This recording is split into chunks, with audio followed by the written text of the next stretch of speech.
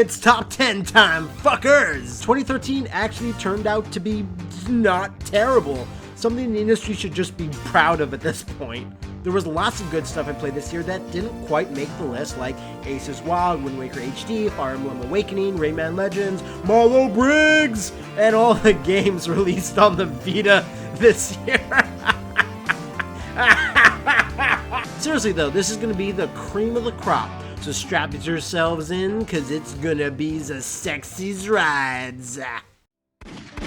Ah, jeez, Joel. The Last of Us.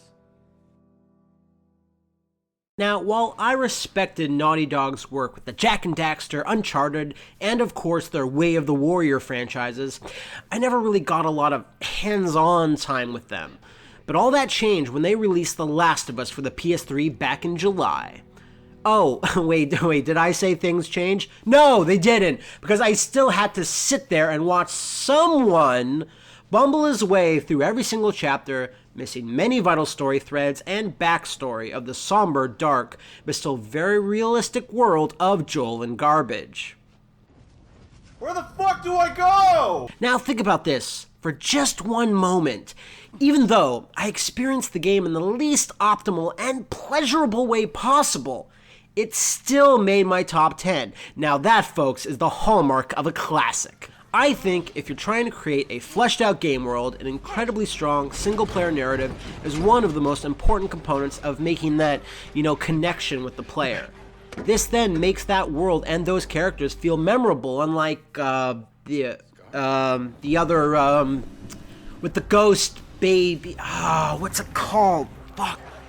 Now, while Last of Us core gameplay is nothing particularly special or game-changing, and arguably that's where its few finicky faults actually lie, it's still one of those rare titles where everything else is so polished and focused that it can get away with doing nothing new. Its characterization, tone, story, and voice acting is what you take away from it the most. Hey, look, about Tess. I don't even know what. Here's how this thing's gonna play out. That's not to mention that even though with everyone dick-tripping into the clumsy world of next gen, Naughty Dog performed some graphical miracles with how The Last of Us looks, sounds, and feels. Nothing to complain about from a technical standpoint.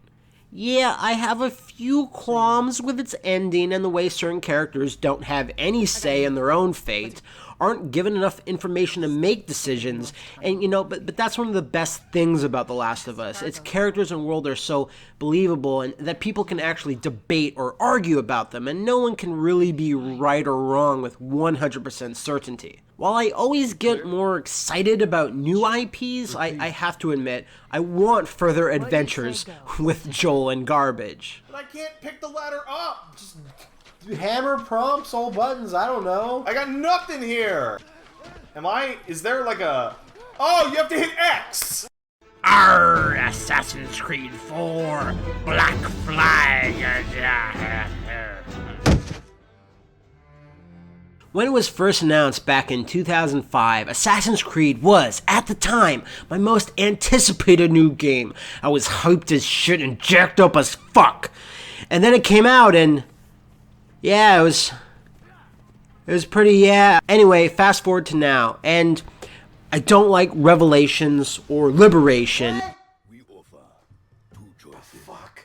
You give up the river. Oh my god. Oh, you suffer. Oh my god. And while I was initially a little excited about the American flag waving and pageantry of Assassin's Creed 3, I wound up being bored to tears with its plotting, pacing, tons of uninteresting busy work, and actually making a character even less exciting than cool than like fucking Kristen Bell. It just keeps getting worse and worse. Which I didn't think anyone could ever do. Black Flag, however, was a sort of glorious return to form, which cuts out a lot of the future bullshit that Ubisoft obviously has no idea what to do with anymore, creates a super likable hero slash douchebag whose motivations are clear and understandable, and wraps it up in a great time period that's simply fun to play around in and explore.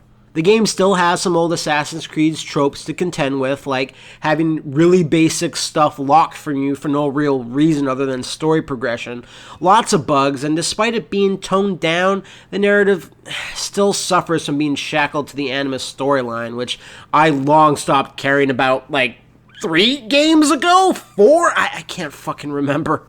And while I'm not really super big on pirates, ninjas are more my thing. I can't deny the feeling you get when your crew sings a hilarious sea chanty or everyone cheering when you get back on your boat like a total fucking boss.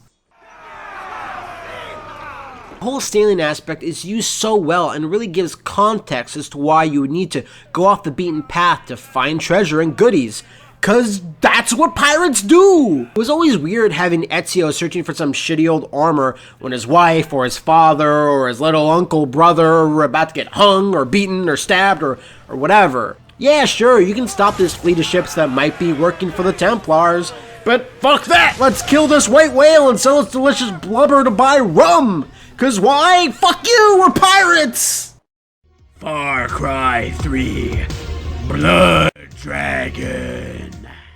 I think Blood Dragon is one of the best things ever in just pure concept, and more publishers should allow this type of thing to happen. For those that don't know, Ubi releases a AAA product with the original Far Cry 3, and instead of making boring multiplayer DLC, they asked all their teams across all their studios to give them a pitch on what they would like the DLC to be, and they picked the craziest idea of them all and just fucking went with it! I'm a child of the 80s and the early 90s, and stupid, cheap-looking action sci-fi movies that you would just rent at the VHS store is, I feel, one of the most untapped gold mines for parody and homage ever. No, Doc.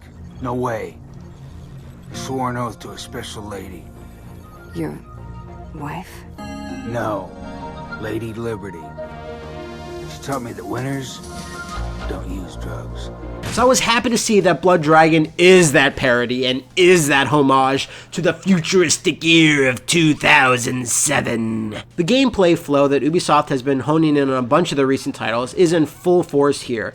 Take control of certain points on the map, then just go nuts as you slowly dominate the entire landscape while constantly fighting against other forces who try to take a swing at your empire. Unlike Far Cry 3, however, in Blood Dragon, the story is not to rescue your douchebag friends, but it's to take down your mentor who has gone rogue because he wants to drink the blood of the blood dragons to become a super powerful warlord because the government betrayed him, and he also broke the back of your best bud Spider, but you also have to get the kill star and bone the lovely Veronica. Needless to say, I love the story.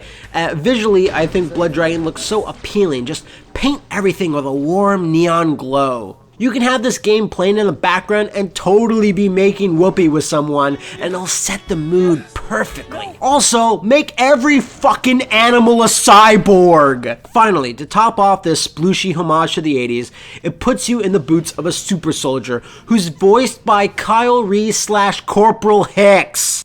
F you!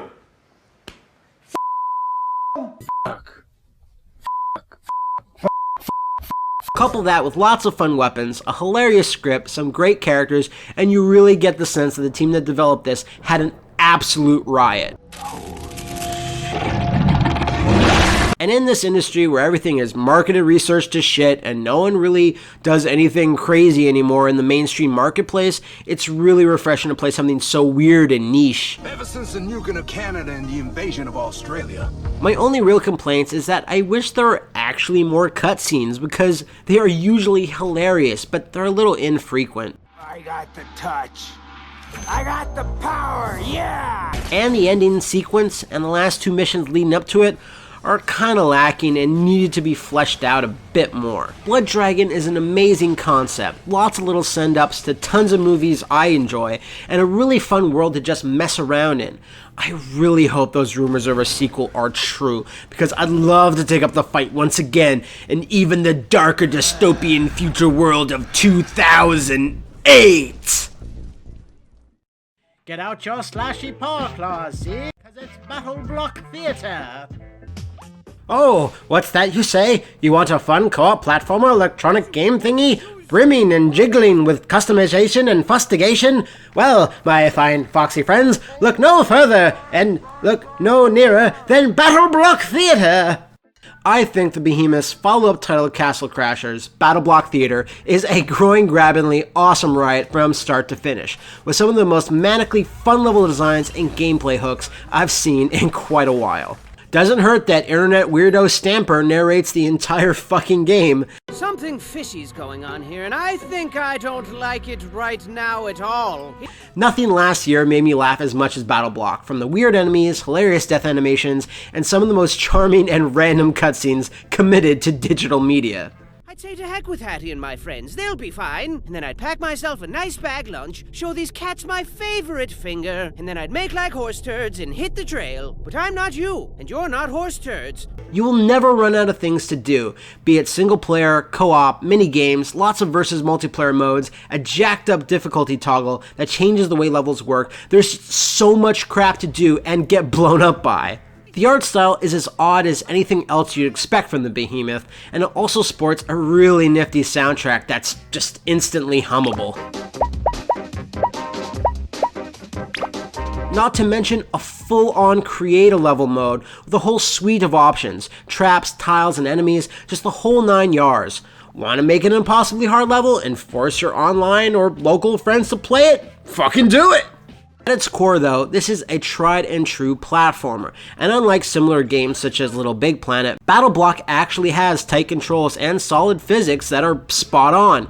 If you mess up, it's because of you and not your floaty, farty jumping animation.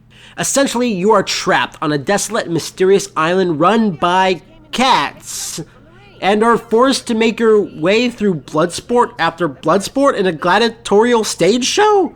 For the cat's amusement, I think? Whereupon you then proceed to die, and die, and die. Every level gives you something different, and there is barely any tutorial. You see a new obstacle, and it's trial and error until you figure out how it works.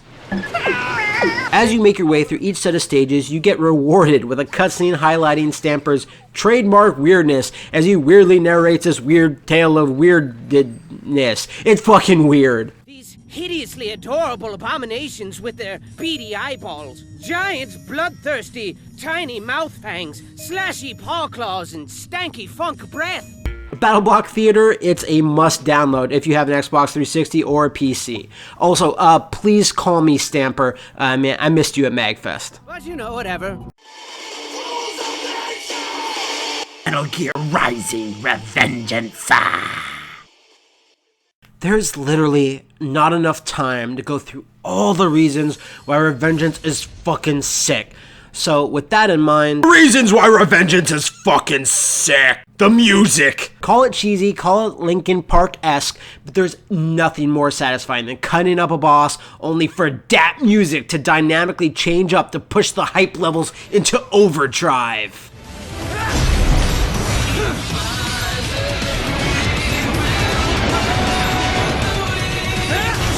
Parrying! What separates the men from the boys, the gamers from the game reviewers, Revengeance immediately puts up a barrier that rewards people who put in time to figure out mechanics and use them to their advantage. Or you could just set it to easy automatic mode, or as I like to call it, IGN mode. Fucking Blade Wolf! Combination complete. Fucking Blade Wolf! Silky smooth action! Platinum Games' MO is to deliver buttery smooth action at 60 frames per second that moves quickly and not only feels good, but actually is good. It shows why they still are light years beyond the competition in this regard. Get off! Great characters! Usually in Metal Gear games, there will be 1 or 2 characters on your support crew or members of the opposing force that just kind of grate on your nerves.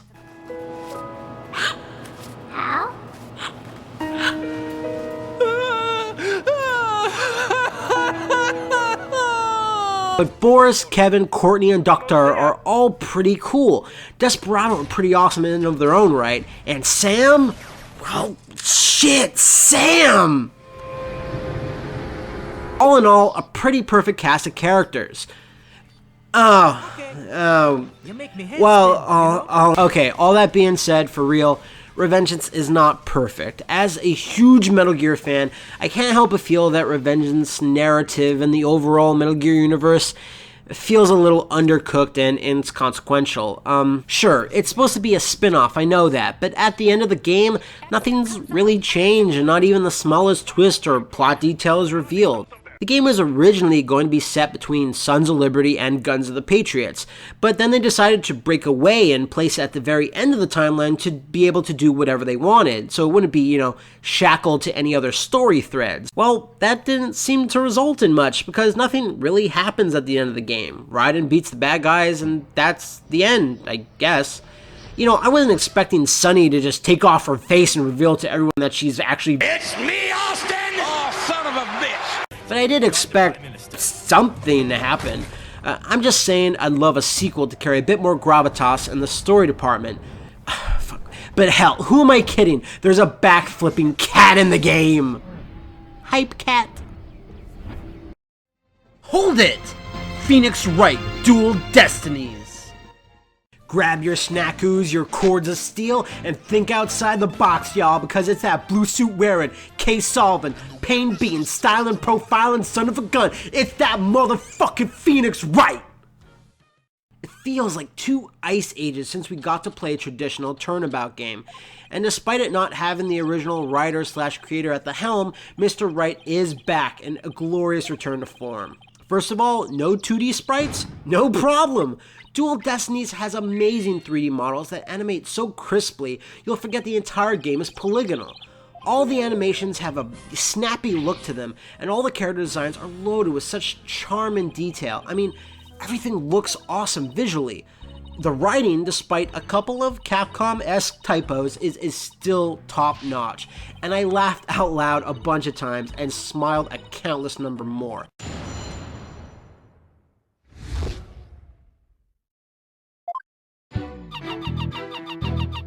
Nothing in gaming gives you more of a positive, yeah, we can do it style feeling quite like a good turnabout game. The gameplay has received a number of tiny additions that are actually sorely welcome, like a check mark on your cursor so you don't have to painstakingly click on every single background element to find that one elusive clue, and a handy objective screen that points you in the right direction in case you put the game down for a while, come back to it only for you to go, whoo! Got killed by— what? There's just enough new here while retaining the classic design of getting to the crime scene, meeting the characters and building your case, and going for that knockdown, drag-out brawl in the court that makes Dual Destinies such a joy to play. But like most games, it's by no means perfect. With these time-saving additions, the game feels a bit on the short side, and you definitely get the sense that Capcom wanted to streamline the whole package. But it still retains a decent length overall, and you do feel satisfied with the conclusions to each case. One other point of contention is that the music in Dual Destinies is simply not as impactful or as catchy as the soundtracks in previous turnabouts. I mean, it's not bad, it's just acceptable. I was expecting something— Objection!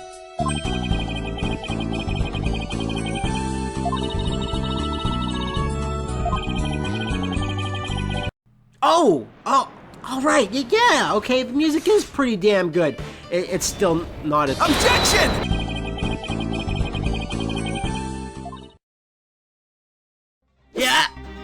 Yeah! Legend of Zelda, A Link Between Worlds. Okay, I did not really like the Phantom Hourglass, and I constantly forget that Spirit Tracks was even a piece of entertainment that was released to the general public. With that being said, I wasn't exactly waiting with bated breath for Link Between Worlds to be released, so you can imagine my surprise when Link Between Worlds came out. And pretty much everyone was saying it was the best Zelda in years. And I was like, yeah, okay, we'll see that. Then I played it, and I was like, yeah, okay, you're fucking right. Link Between Worlds is fun to play. It is fun to make Link move around. Killing a single enemy or slicing through blades of grass just feels right, and you never get tired of it, which to me is one of the most important base things when making a game like this in the Zelda mold. It has to feel right. So when you get that down, you then have to create memorable and unique dungeons. Again, something the game does really well. One of the early highlights was being in the Thieves Guild dungeon, which was different and constantly surprising, really breaking the mold from all other Zelda dungeons that I know of. Okay, now you're done good. You're doing good so far. At this point, the game then layers on top the two main changes to the Zelda formula. The first being Link's new power of going flat against almost any wall and becoming a 2D painting, which opens up a whole new dimension to navigating 3D environments.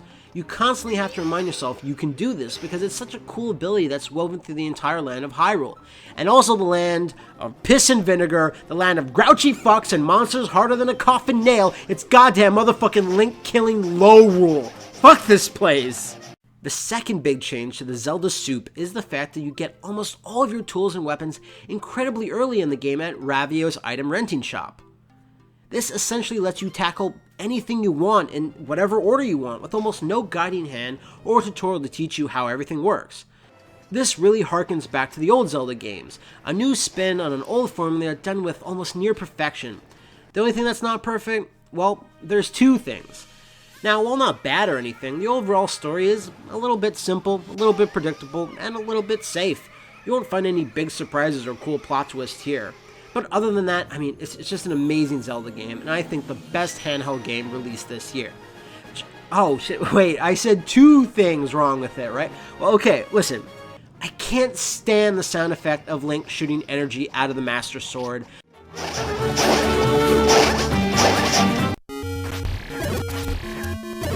I know it's minor, but the original sample was so iconic and cool sounding, it just feels wrong for it to be something different. You know, the new sound effect is just so limp and... You know, that shit should be patched. In fact, you know what? It fucking ruined the game for me in retrospect. You know, so much that I'm gonna bump this game's position further down into the list and... Excuse me, princess. Meow. Super Mario 3D World! Yahoo!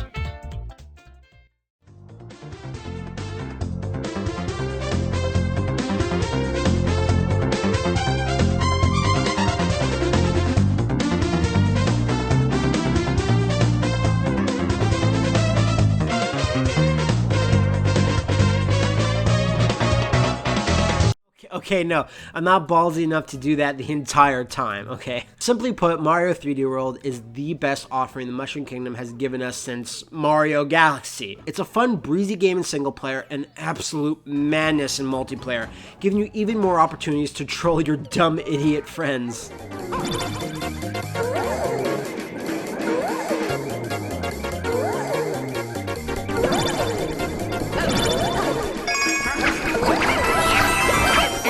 Almost every course in 3D World has some new mechanic, obstacle, or power-up, making the entire game constantly feel fresh and challenging. Even after you beat Bowser in one of the most epic knockdown, drag-out brawls ever seen in a Mario game.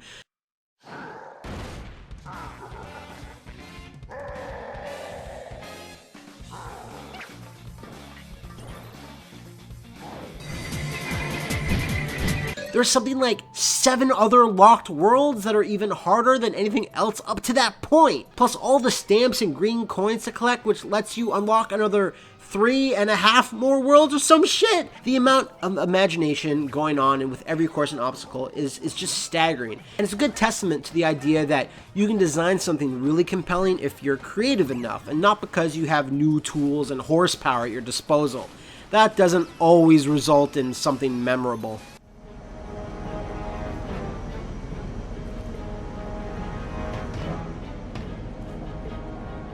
Oh, okay, look, enough of the hand jobs. With all that good stuff out of the way, 3D World is not flawless. Well, because as fun as it is, Nintendo was still pushing the cat suit a bit too hard for SummerSlam. I mean, it's in so many levels, and it has so many advantages and uses, it feels pointless to take any other power-up in Mario's arsenal unless it's for the handful of spots that were designed for. If the catsuit was highlighted a little less and the other powers pushed a bit more, it would have helped make the whole thing feel a little more balanced overall. And the bosses, while the ones that are in there are really fun, they're a little few and far between, cycled in with a few repeating mid-card guys here and there. A couple more big dumb baddies would have helped put this one just over the top. You know, something that the Galaxy games had in spades. That all being said, it's still an incredibly fun and content-rich game. You can go back to it at any time and just pick up and play and unlock a few more things and a dozen more worlds or whatever. Okay, alright, just back to Zach. Unite up, motherfuckers! The Wonderful 101! What can I possibly say? Just... oh, fuck. I mean, okay, look, we've all splooshed over this game for months, and there's really not much left to say. If you claim to love action games, and you have no desire to play Wonderful 101, you know, then send me your PayPal address. I'll gladly chip in to pay for your CAT scan, you know, to find out what the fuck is wrong with you. It's not an exaggeration to say that Wonderful 101 is Platinum's craziest, most imaginative, and most fun game they've put out yet. It just makes you feel good that video games are even a thing. You know, you take American cartoons, Japanese Sentai heroes, movies, Pikmin, and Devil May Cry, and throw them all into a blender, and you won't get anything like Wonderful 101. Not even fucking close. But let's air out some grievances before we get right into it. You know, you have to put the time in to really start to enjoy the game for what it is. An execution-heavy action title that challenges you to know what type of weapon and move to use at the right time and on the right enemy. You need to play a good 3 to 4 hours before it really even begins to click. So essentially, to the layman, it has a slow start that you need to clear before that gleaming veneer of awesomeness really shines through. It's not a game for everyone, and despite Platinum doing their absolute best to keep you on task and focused, there will always be a few battles that are really hard to keep a track of, which can lead to a death or two, simply because you just couldn't see what the fuck was going on. As an aside, I need to mention one thing specifically. When I play a Platinum game, I usually expect two things. Good-ass gameplay! Terrible story! But fuck me, because 101 just blew away that expectation, because it has a fucking awesome story. While it's relatively simple in a good versus evil sort of way, they weave a bunch of different character motivations and backstory in there, primarily for Wonder Red and Wonder Blue, but even the bad guys get their chance to shine from a story perspective. When the game was released, I didn't really expect that it actually wound up caring about my team of superheroes, but I did. And you know you've achieved something special when I care more about what happens to them than, say, what happens to her.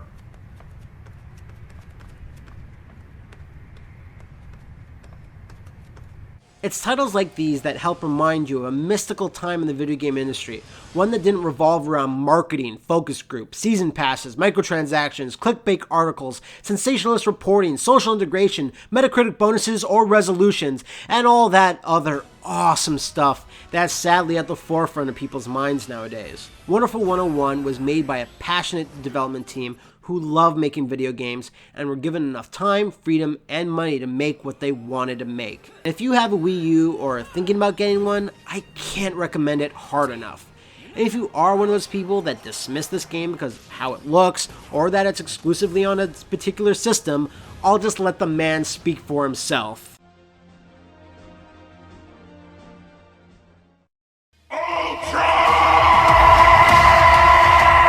Killer Instinct.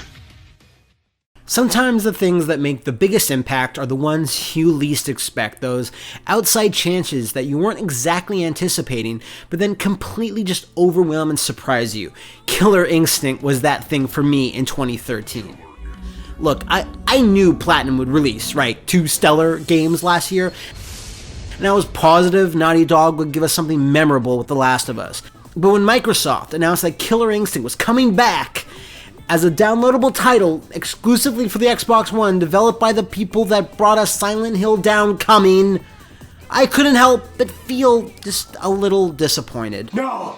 No, no, no, no! No, no, no! No! No, no, no, no! No! No! Dang it! No, I don't wanna! No, no, no, no, no, no, no, no, no, no! No! Please! No, anything but this! Not like this! Please! Don't do this to me! Ah! That being said, it was still Killer Instinct, which was a franchise I loved dearly in the 90s, and that I had been anticipating a sequel for since 1997. That was 17 years ago! Fuck, man! So regardless of my reservations, I still kept a close eye on the game as it went through numerous changes. They announced new characters, and gradually took on a more defined shape. During this, I noticed that Double Helix was very serious about making a fun and competitive fighting game. They took lots of fan feedback into consideration every time they brought builds of the game to trade shows, and kept layering in more interesting fighting game mechanics like the counter breakers, the instinct mode, the KV meter, shadow counters, individualized combo traits, ultra cancels. They were just fucking doing it. Once I finally got my hands on a near final build, it just clicked. Everything just felt fun to do, from a basic special move to reading someone's mind to counter his breaker or pulling off a 100-hit ultra. Now, this leads me to one of the main things I enjoyed so much about the game when it came out, and it's still something I appreciate to this day: the relatively low amount of characters. Taking the Skullgirls approach to a fighting game roster, instead of jamming in 50 guys where a few of them feel unique and 40 of them play largely the same, every single character in Killer Instinct couldn't be more different than the next. I can't play fighting games the way I used to when I was a kid. I simply can't boot up a screen that just looks like this. Yeah, wait, no. Oh, man. I'd be expected to pick out a character and learn every single matchup from there on out. I just don't have the time to do it anymore. That's why I think games like Skullgirls and Killer Instinct, which slowly build up their rosters, is a very elegant way of making you learn the game rather than just throwing you in the deep end. You know, if you want 50 characters in your fighting game straight off the bat, that's cool if it works for you, and fortunately, there's plenty of those to go around. But every time a new character is added to Killer Instinct, I already have a good general knowledge base of the entire roster because it started off so modestly that I feel prepared whenever someone new is added. It's a really novel approach to casuals and people like me who just can't devote as much time to fighting games as they used to. Everything about the cast of KI I just enjoy immensely. Their updated costumes and personalities, their movesets, everything makes sense and feels more consistent and polished from an art and design aspect, which is a monumental feat considering they were working off a 20-year-old franchise whose original character designs were, a bit outdated by today's standards.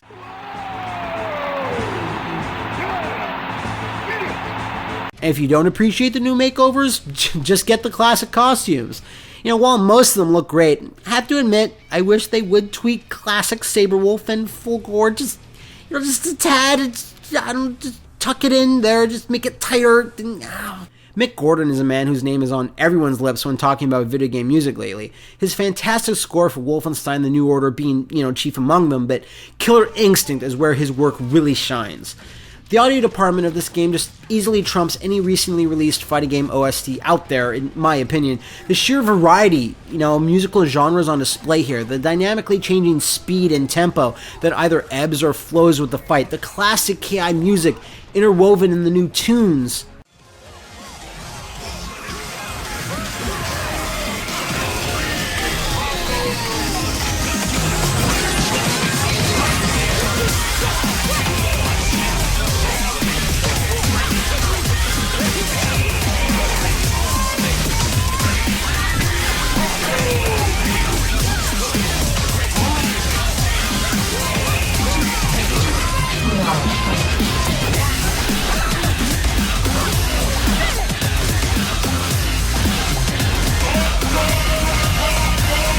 The massive continent-wide workforce that helped mold Spinal's Battle Hymn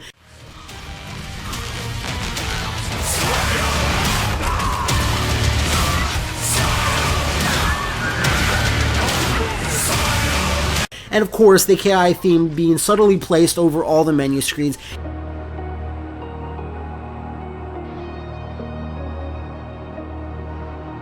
It's just fucking awe-inspiring. Mick Gordon went above and beyond the Call of Duty, to make a fighting game sound good and just from every single aspect. The game is not without its blemishes, though, as the entirety of Season 1 certainly had some rough patches. Literally, as some patches and fixes resulted in even more problems, one of them being the jail system, which is intended to punish rage quitters acting really finicky at launch. Nothing even remotely game-breaking, but it was unfortunate nonetheless. The only real design choice I was never a fan of was the thresholds in which certain accessories and rewards can be locked from you. 50 online ranked victories with Fulgore just to get his polar bear color. Shit, I'm not Rico Suave over here. He hadn't won the previous round. He is that salty. Wow. Mentos, the fresh maker. Fortunately though, with Season 2, Iron Galaxy has greatly improved upon that aspect of the game. So if you want TJ Combo's obviously superior American colors, just keep playing with TJ Combo in any mode and just level him up. Look, I could just go on and on, but look, I've played KI at least once a week since it launched in November of 2013. Even if it's just to mess around in training mode after seeing Maximilian do something cool in one of his videos. Buy some new accessories, try another run at Shadow Jiggle, fuck you!